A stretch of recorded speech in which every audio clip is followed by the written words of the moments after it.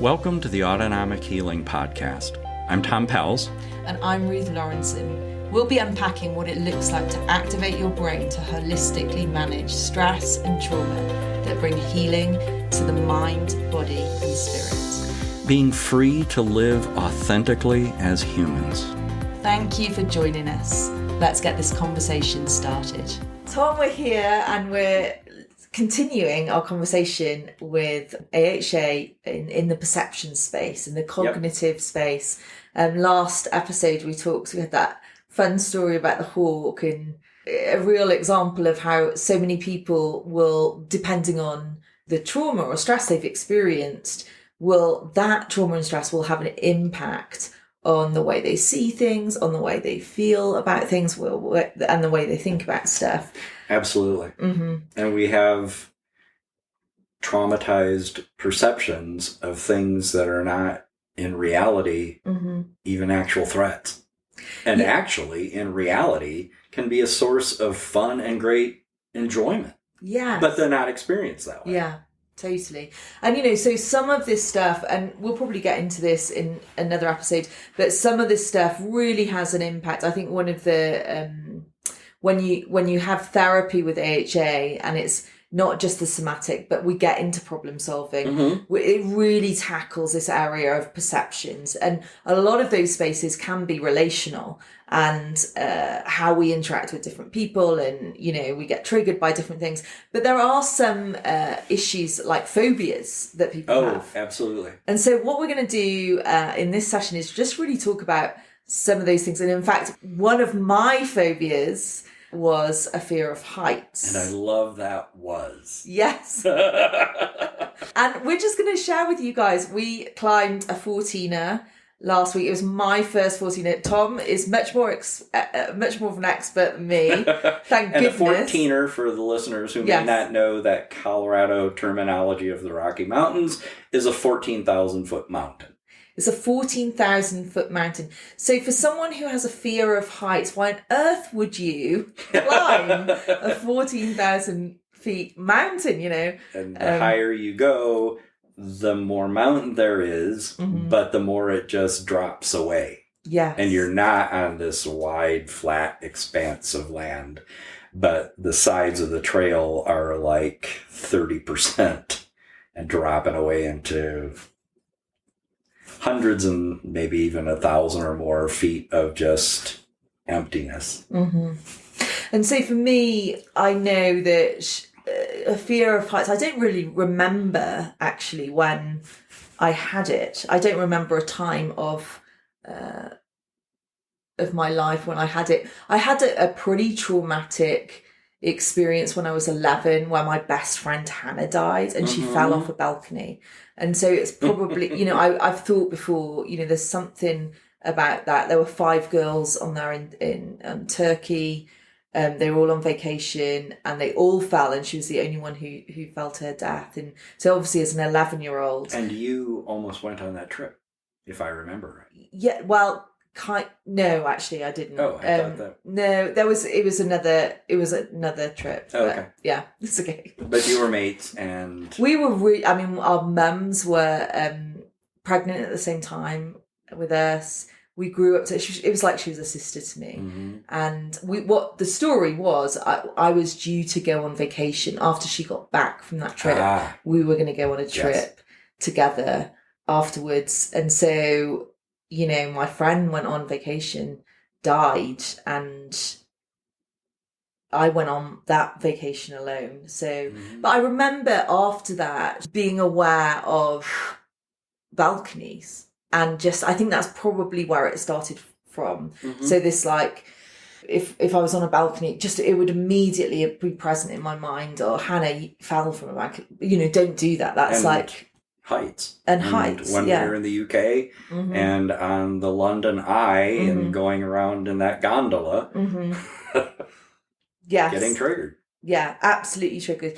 And so when I'm anywhere near heights, and it doesn't even have to be like, I can be enclosed. So in the London Eye, you're in a really safe space. But even then, I feel completely out of control. Like my body is I don't know, like there's something about it that just feels so triggering and panicking to me.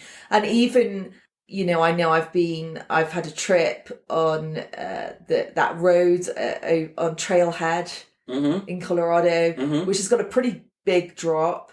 And Trail Ridge Road. Trail Ridge Road, that's right. The Rocky Mountain National Park. I have literally, the last time I was in a car there, I had a panic attack because I was just like, I was in the car, but I had to, in the end, sit to the other side of the car just so that I couldn't handle it. Yeah, because it's a 1-lane road on the edge of the mountain, and it's not much wider at most points than the car, and there is no road to the other side. Yeah. And it's a one-way. Yeah. And that frequently is very triggering for people. Yep.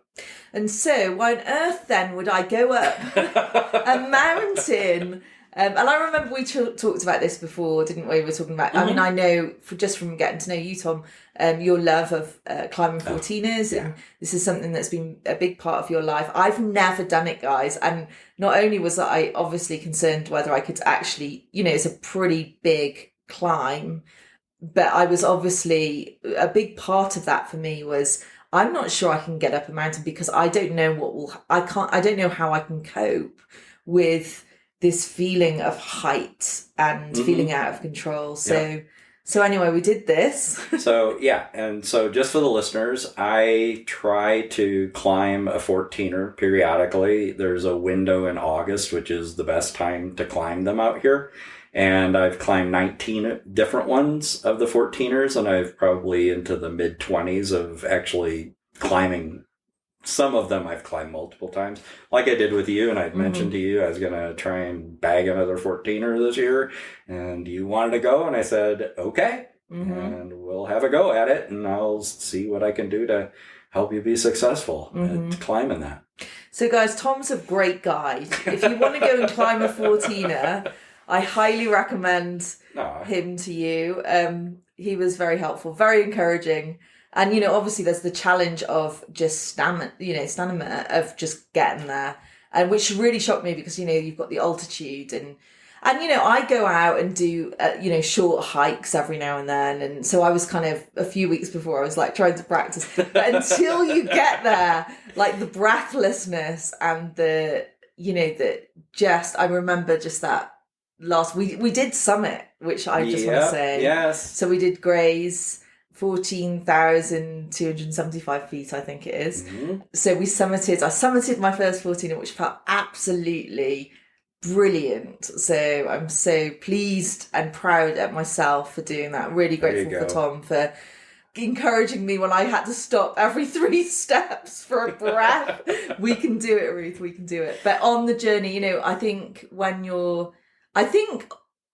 Tom, in reflection of doing the whole thing, I found it incredibly moving in terms of, I think there's something about the achievement of climbing a mountain speaks to all sorts of areas of your own life anyhow, whether it's, I don't know, spiritual or emotional, or the fact that the determination that it takes, that last quarter of a mile. Confronting the challenge of the mountains in our lives. And that's more than a metaphor. Some of those challenges in our lives can be seeming like and feeling like literal mountains. And how am I ever going to get to the top of that? Yeah. And so, this trip was great. But then within it, like we said, there's this fear of heights. And I remember feeling like so excited the night before, thinking like I was a little kid or something, super excited. And then halfway through, because I had to get up pretty early to drive down here. Because you got to be on top at the trailhead real early in the morning, 5, 6 a.m. Yeah. So, but I remember waking in the middle of the night, just before, the night before. And I was so excited, I packed all my stuff. And then in the middle of the night, I thought, what on earth am I doing? This is crazy. Because I know, it's not just, some people say, they've got a fear of heights. I know what happens to me. I'll either freeze. Before I've literally kind of crawled on the ground. I need to kind of somehow earth myself to the ground. So, but, we got there around 6, I think, didn't we? And we started up. And, for the first couple of miles or mile and a half, it was pretty steady. Yeah, it's through the climbing up through the willows. Yeah. And then you get to that area that really starts to ascend and at a real steep angle. And you're above tree line, and the trail, it's like Trail Ridge Road, except it's a single path and you're on the side of the mountain and it drops away from the side. And I remember that we got to a little ways into that, and Well, I looked, because I was kind of like, okay, just keep your head, focus on the ground and the ground and the trail. And then I looked down and I could see how, and Tom's like super excited going, oh, look where we've come from. Look, Ruth. Look at that. And I'm just like, that huge valley, and there's the other mountains. And I'm like, please don't make me look. But yeah, I looked for the first time and I kind of saw the height. And I said to you, oh, I'm not sure where I'm at right now. Yeah. And so then we took an aha moment. Yeah. And I had you close your eyes. You activated homeostasis. You connected with that fear. And in, what was that, 5-10 minutes maybe? Yeah. And what did you experience?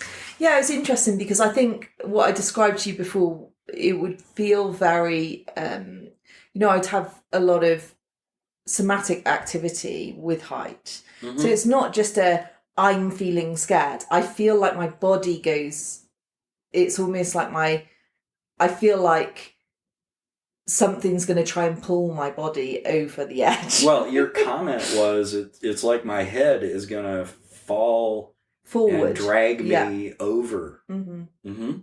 So during the AHA mini session, which I'm going to call it, closing my eyes and really using that interoception sense of what is happening here in my body. And I was paying attention to my feet, and I could feel my feet just really like grounding to the trail.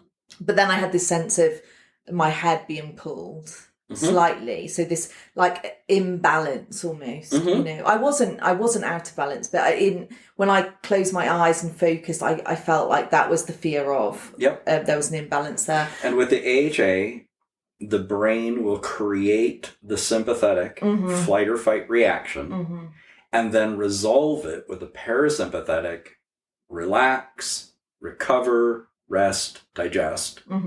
And it creates so it can resolve, but it was already present, so it capitalized on that. Yes. And then? Yeah, and then so I felt like in those, few moments, really 5 minutes maybe, just a rebalancing of the swinging back of, I think it's really helpful to know what's going on. Like, why am I feeling this? So it was like the identification of, and then rebalancing. And the reality is I'm safe. My feet are on the ground. There's nothing in my body that is going to pull me off that. That doesn't make sense to my brain. Like, my brain wants to keep me safe, right? So then I opened my eyes, and, the first time it was still like a little bit. It wasn't like completely gone or anything like that, but I felt like I could at least go on. Yep. And we carried on climbing, and we kept going higher and higher and higher. And then, I was distracted by the fact that I couldn't breathe. there is that lack of oxygen the higher you go, yes. So, but yeah, we had I remember there was another little point where there was a little part of the trail where you could kind of stand to the edge, and it was a pretty sheer drop, and you went there, and I was like there's no and I would go way. There. As a matter of fact, there was an outcropping that I pointed out that my son and I had climbed onto, which was maybe a few feet wide and just. And that's when I said to you, I'm never going with you and your son. Yes. But yeah, and again, I think I had a moment there. So you were just like, okay, let's do this again. Like, let's just activate. Let's activate homeostasis. Close the eyes. And so that was another moment. I can't quite remember how many moments I had through the entire trip. And that triggered your height phobia in a different way, as I recall it, because it was the idea that I might fall off. Yeah. Which would relate to that friend of yours. And if we experience something in the present that has enough in common with the past, it drags that past into the present. That was then and then is now. And that can be somatic, but it can also be cognitive and sort of pre-conscious that comes into conscious awareness and is triggering that flight or fight reaction. And the brain can handle that. Yeah. And that is very much connected to our perception. Yeah. And I remember that, you just going right to the edge, you're completely set, you are safe. Yeah. But me and I'm a good feet away from that space, but just seeing you do that, there was, I think, just this sense of anxiety and panic in me just to think, oh no. And I've experienced that before with my kids being up high somewhere and, that them being, just at the, like, I can't even handle that idea of people that I know being at the edge of. Because they could potentially fall and be hurt. So you did a little more AHA to manage that slightly different manifestation related to the same thing, but it's not about you, but it's about someone else. Yeah. And then that normalized. Yes. Yeah. And we were able to carry on. And with another 0.7 of a mile or so, got to the summit. We got to the summit. And it was such a... And even at the summit, I felt I had to kind of sit down. And I remember, like, just thinking, suddenly now you've got this... And then most people, when they reach the summit, of course, are just like... I mean, you've got all these 20-year-old students hopping around, like jumping over like all the rocks. And then you got this 65-year-old guy doing the same thing. Yeah, you were doing the same. You were joining all those young kids, and I was like sat in the middle, like clinging onto a rock, sat there because it's a 365-degree circle of openness and vista and horizon. And it's like quite, it is incredible. But for me, I had to take a moment to think, am I going to be okay here? And managed that perception. Yes. Another little mini aha. Yes, I did another AHA. So I had like at least 3 on the way up, I think. And then... To get at the perceptions. And I remember when I first got up to the summit, I thought I was so pleased that I'd done it because there were a few points on the way up where I wasn't sure. And I thought, so just to get up there was amazing. But I was pretty overwhelmed by the height at that point.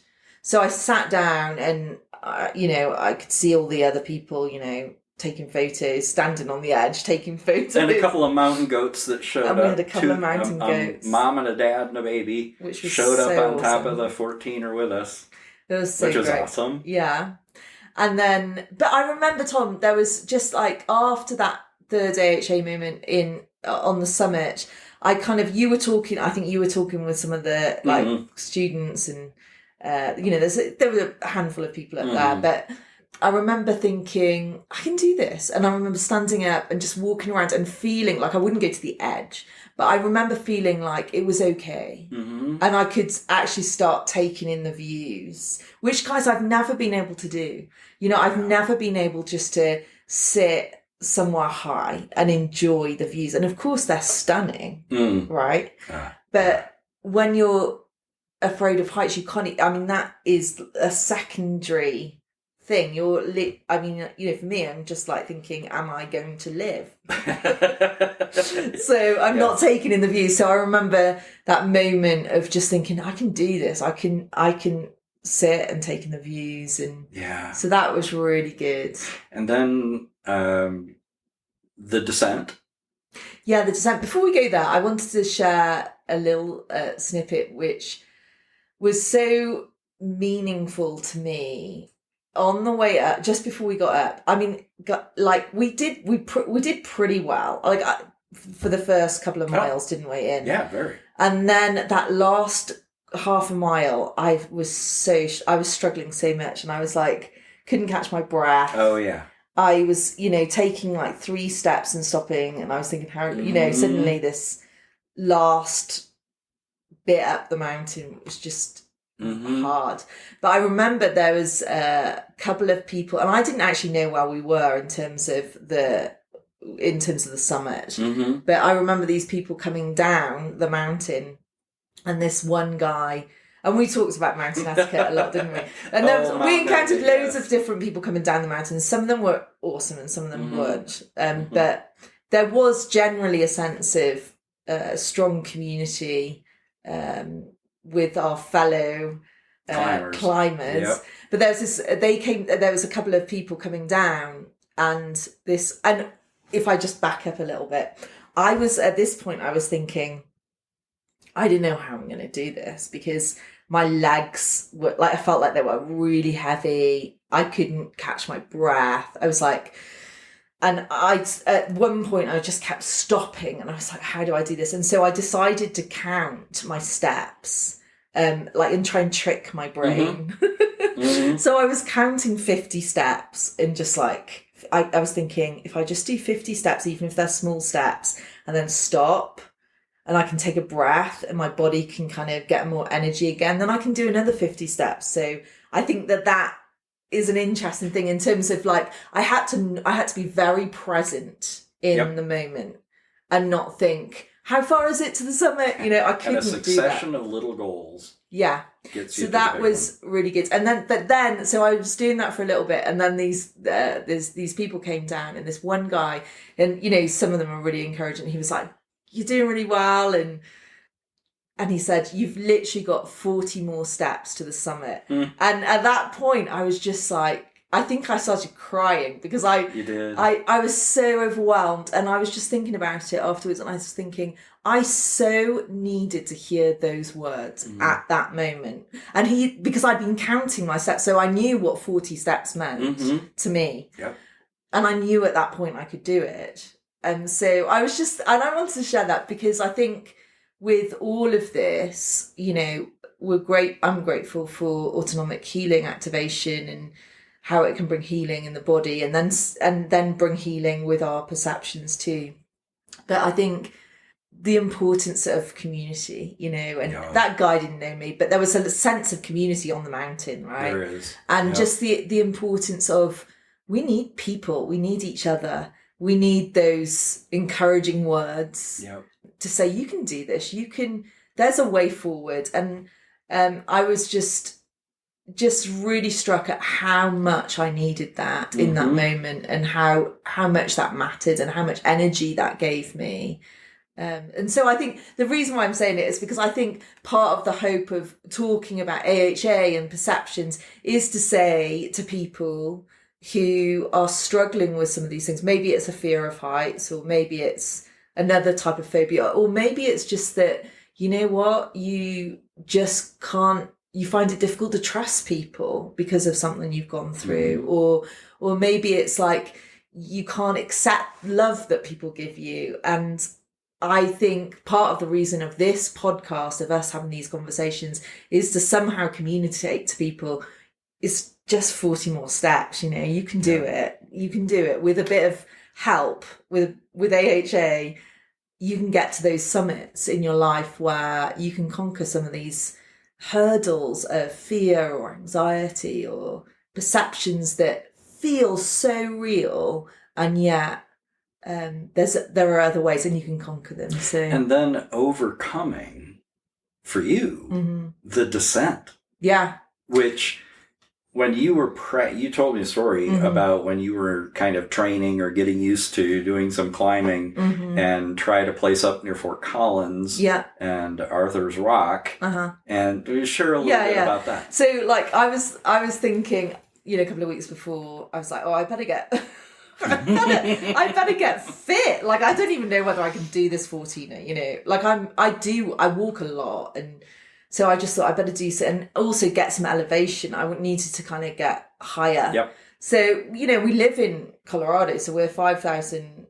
280 feet. Yeah, there we Mile go. high. You're in Denver, I'm in Fort Collins. Yep. So we're quite high anyhow. So I just figured out a place, Laurie State Park, which is beautiful. And so I thought there's a little trail, Arthur's Rock, but it's got high elevation. So I thought I'll do that one before, just to kind of, we were talking about the red blood cells and just how we were prepping ourselves for the 14er, right? Yep. So I decided to take myself off to Arthur's Rock, and I was just on my own. And I got about halfway up, and it is pretty steep. Oh, yeah. But I got about halfway quite the up. vista if you get to the top.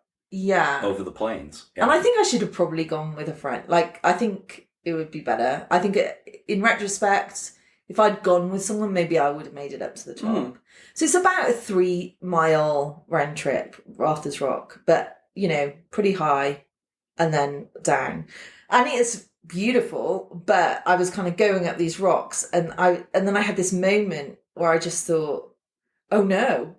And I was on my own. So, and there were people around, but I was thinking, oh no, I've been safe because I had the fear of heights. So I've been focused on not looking down to get up. And then I had this thought of, well, what if I can't get down? How the heck am I going to get down?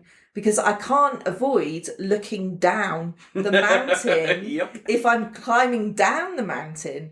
And so I had this little panic moment halfway up Arthur's Rock on my own. And I thought, I better get down. So I started going down. And actually, I remember even then, I thought, oh, it's not as bad as I thought. It was okay. Mm-hmm. So it was a bit of a negative anticipation of something that wasn't real, but the idea of being stuck there and not knowing, or literally, scrambling on my hands and knees down this thing because I was too scared to walk down it, was really hard. So that was kind of in my mind. So I remember feeling so elated at the summit. It's a huge achievement, I think, to do a 14er. It is. It really is. And was really proud of myself for doing that. But then I had this little moment of oh no, we've got to get down the mountain now. And all of those places that I had those little moments of, whew, this is high, had an AHA moment. Now I've got to go down the mountain. So. And normalize that. Let your brain address that. And then we started down. Yep. And rather than taking you on the trail and hiking that down, and you just followed along and were quite the trooper, I decided to give you a little mountaineering experience dealing with scree, which is loose rock and gravel, and you're on a steep hillside, and there's a particular technique to be able to do that safely so that you don't slide down the mountain, and you did it famously. And well, can I just share a little bit, Tom? Because you did not tell me that you were taking me off trail. No, so I was I was following that negative anticipation. I just wanted you. I got you. You're fine. You'll be safe. Just come along. I'm just sharing because it was a comical moment. And then the other two climbers behind us. So Tom had this thought that instead of going down the trail, we'll literally just go down the mountain. So I'm following him. I taught my two kids how to do that when they were 11 and 12. So I'm just giving you some mountaineering experience. So I'm following him, and unbeknown to us, these other two hikers are following, thinking that we're on a trail. And at some point I'm going, are we on the trail, Tom?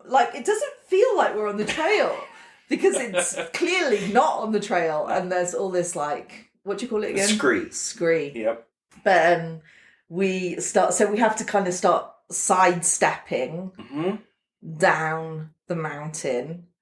And these other guys behind us as well, they're like, is this the trail? And I was like, you followed the wrong person. I said, no, I'm teaching her a little mountaineering and how to navigate your way, because sometimes things happen and you're not on a trail and you've got to be able to manage that. And so learn that skill.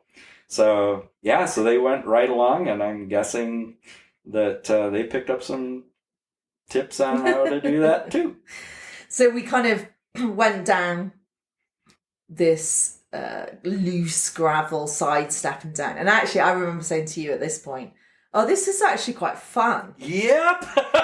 This is on the mountain part that was freaking you out before, and it turned into fun. Yeah. Uh-huh. And it was okay. I think you just had to find your footing, didn't you? That was all you had to do. And you had to do it slowly, and you couldn't make another move until you got your right footing. And then you knew you were fine, and then you could kind of take another step. But using autonomic healing, you were able to find your mental footing. Mm-hmm. Yeah. And enjoy the experience, which previously would have been paralyzing with fear.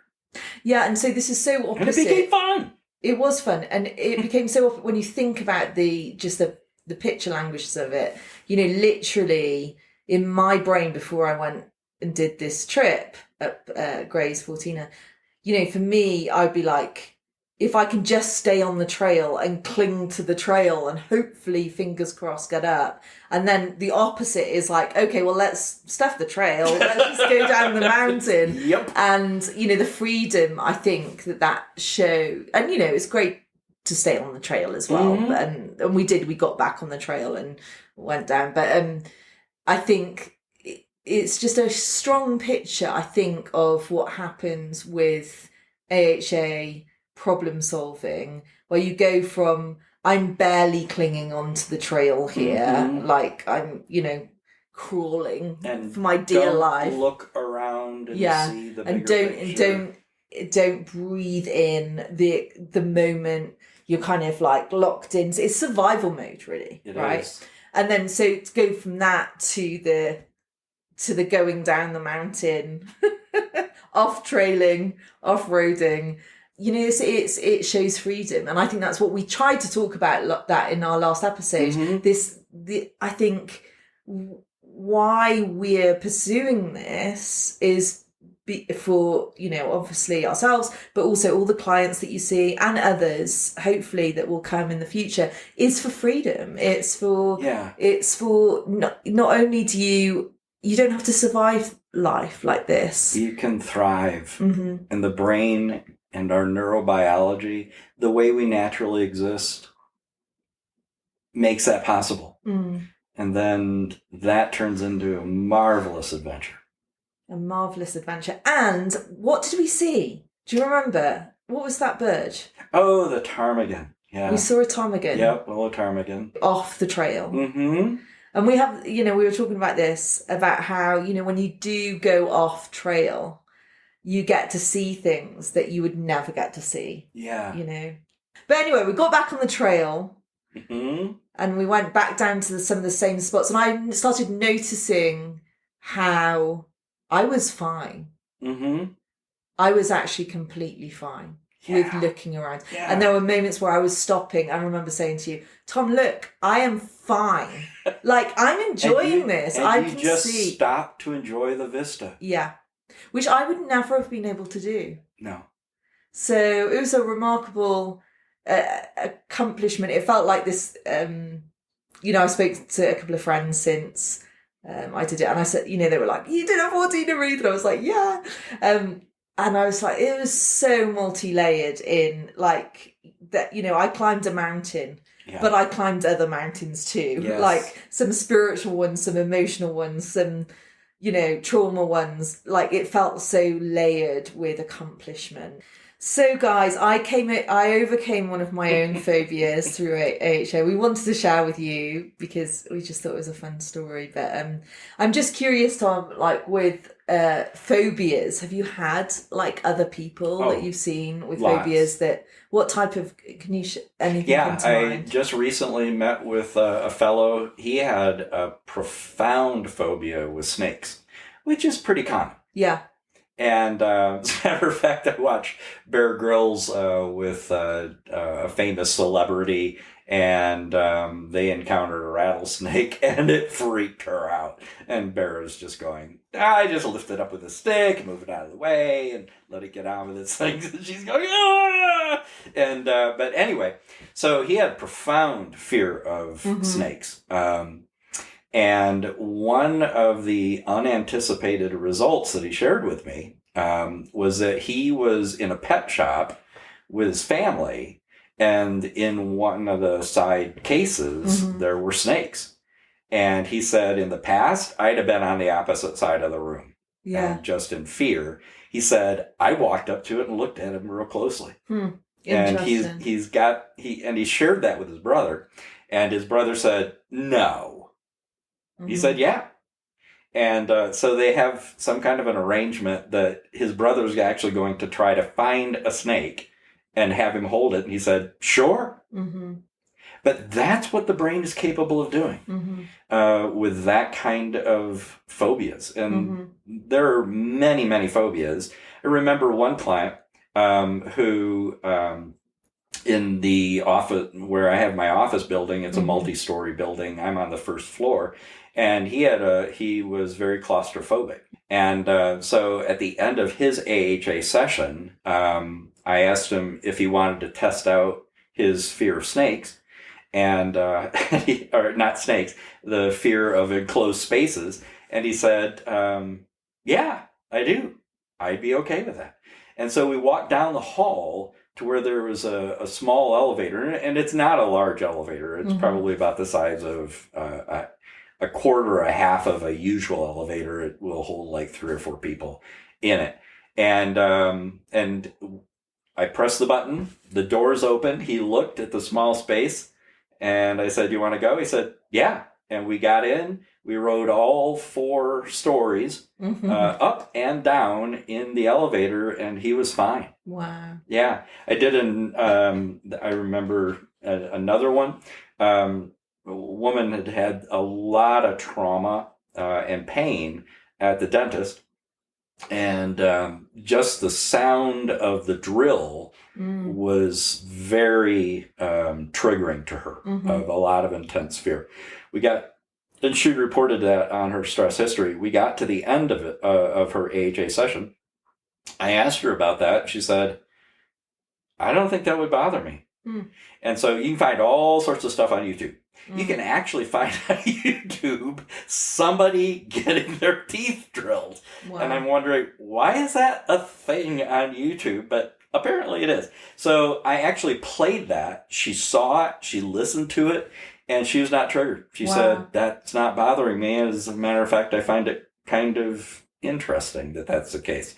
Another snake phobia. There was a client that I had. And they had moved to an area of Colorado out on the Eastern Plains where there were lots of rattlesnakes. And she had a tremendous fear of snakes.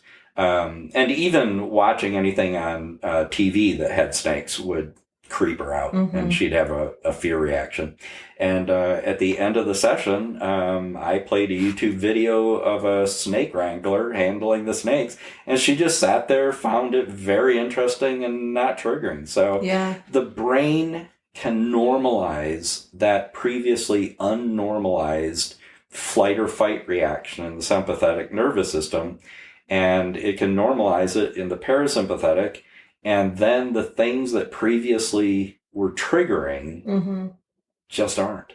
So is that what it is then? It's like, so with a phobia, it's like an overreaction of fight and flight within a certain trigger, like a certain situation. Because of a prior experience. Now, whether the person is aware of that and remembers what that is or doesn't remember it, the brain and the body remember and are activated because of that. Did it with a Vietnam War vet, and he had a very strong, he would have panic attacks related to, he is Vietnam War vet.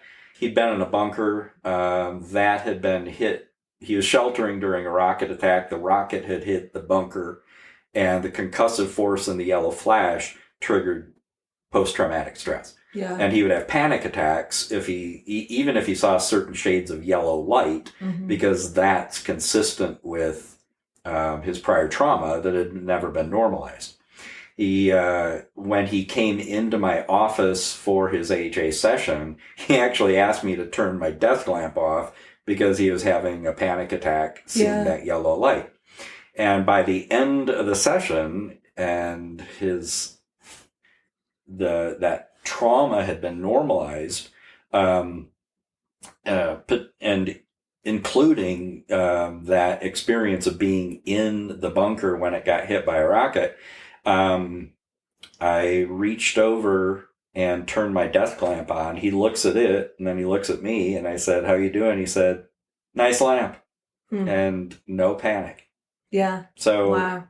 Yeah, the brain is amazing and is capable of normalizing all sorts of triggers to the flight or fight response. So that really makes sense to me, because I think sometimes we think of the phobias as these, they can become very irrational big things. fears. Yeah, they're irrational fears. Yes. But actually, if you just think, it's just more of a specific area of overreaction in fight and flight from some experience, most likely. Right. Like for me, it was that trauma of my friend dying off a balcony, falling off a balcony. Of course, 11-year-olds would internalize that in terms of heights. It's unsafe. And that's not an irrational fear. No. That is a very real fear and threat to well-being. And you experience something that's got enough in common with that.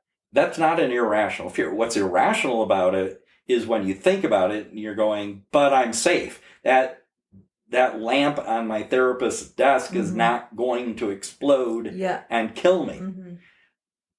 That's what's irrational about it. Yes. But it's a very understandable somatic reaction to a sensed or perceived threat to well-being. So I think it's like, I guess I know there's some people who've got fear of dogs.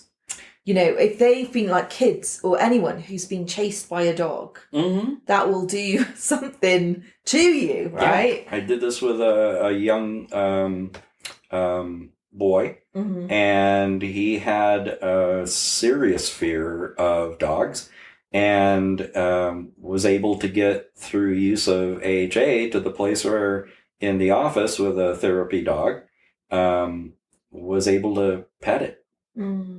And not run out of the room screaming. And it's possible to allow the brain to support our sense of well-being and our sense of being able to cope. Yeah. Whether that's on a mountain or a dentist drill or snakes or a desk lamp or whatever that is, that can be managed. Yeah. And then it can be something that you can actually enjoy. I mean, for me, I never thought, like, I don't really know what I thought would have happened. I didn't expect to have such a freedom from that phobia. I really, really didn't, from past experiences and knowing how I've responded before. So it was pretty dramatic to be able to think, I can actually climb, halfway up a mountain, I can stop, look out, enjoy the view, and not feel like I'm going to go into a panic mode. So that was amazing. But I'm just thinking, as we're wrapping up this episode, but I was just thinking, for me, with that phobia of fear of heights, it was something that was definitely present in my life, but, you can avoid. Oh. You can avoid, like, I limit life experiences. I avoided climbing up mountains. I would always be like, okay, I don't know. I would figure out my life around making sure I wasn't in unless too you're high a with space. some friends and they want to go on Trail Ridge Road, and then you just white knuckle your way through that, and it's not enjoying the view. But my point is, with that type of phobia, it's like, well, okay, let's just not only, well, you can get over it obviously with AHA, but I think when I think about it, I think, well, that type of thing, fair enough, you limit your experiences, but you can just kind of carry on with life and just limit your experiences. Yeah. But I think one of the things that we're going to be talking about in the next episode are the perceptions where it's not just this kind of fear of heights, you avoid it twice or 3 times a year, but the perceptions that actually are integrated in our everyday life that, have an impact on our relationships, have an impact on the choices that we make for our careers, or, family life or whatever it is, I think, wow, those things really impact. If we don't normalize some of the perceptions that we have, which you call seemingly rational perceptions. So they seem perfectly rational to us. Completely understandable. But actually they're really distorted perceptions from trauma and stress. But unfortunately with those ones, they're not just phobias, they are like integrated. They're probably less visible in some ways, but they're actually hugely impactful for life and freedom and being who we are. And so we are going to be looking a little bit more detail, I think, in the next coming episodes on those and how, you think that getting over a fear of heights is awesome. Getting over some of those seemingly rational perceptions where you can actually start becoming who you're meant to be, without just feeling like there's perceived threats everywhere and, you're reacting because of those things. Yeah, to be able to manage things like perfectionism or obsessions or control or anger and those manifestations of those seemingly rational perceptions, and to adopt actually rational perceptions where it's doing well. It's not people pleasing, but it's being loving. It's feeling and being able to internalize a sense of trust. And rather than having to control, to appreciate being influential, all sorts of actually rational options. And that they occur in a distinct pattern. I love that you mentioned all those, because those are the types of things. It's like when, everyone has their different versions of them, but it is like you can't sleep at night because you feel like you're a perfectionist and you never quite got it as perfect as you wanted to. So you're obsessing over those thoughts. Or, I don't know how many people would identify this. I certainly have done this before. You have a conversation with someone, you go home, and then you start doubting yourself. These are seemingly rational perceptions, and so, but they come from a place of trauma and stress. And the good news is there's a way in which we can move forward and have actual rational perceptions. So think about being plagued by those conversations and feeling like the people pleasing and did that person like me or not? Or, you're self-doubting yourself, and just to be free of all of that type of stuff is, a massive release, I think, in life and freedom and being able to be who you are without and be free to actually spend your energy then on like you said, loving people well or... The brain can accomplish what the mind can't conceive. And then the brain informs the mind so it can believe. And does. That's great. Yep. Well, we'll wrap this one up and we'll get back together for the next one. Thanks, Tom. Thank you, and thank you, listeners. We love you.